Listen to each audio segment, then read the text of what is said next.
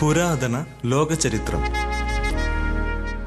മനുഷ്യൻ ലിപി അഭ്യസിച്ചു തുടങ്ങുന്നതിന് മുമ്പുള്ള കാലഘട്ടത്തെ വിളിക്കുന്ന പേര് ചരിത്രാതീത കാലം.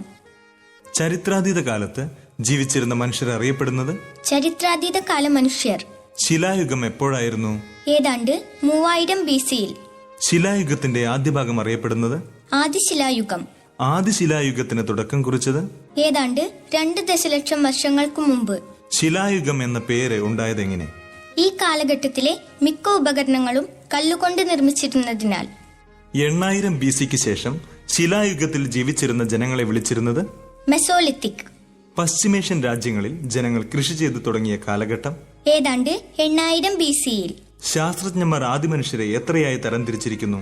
3. അവ ഏതെല്ലാം? Homo habilis, homo rudolfensis, homo erectus. Latin പദമായ ഹോമോയുടെ അർത്ഥം മനുഷ്യൻ. ആധുനിക മനുഷ്യൻ പരിണമിച്ചത് ഏത് വർഗത്തിൽ നിന്നാണ്? Homo erectus. ഹോമോ ഇറക്ടസിന്റെ ഏറ്റവും പഴക്കമുള്ള ഫോസിൽ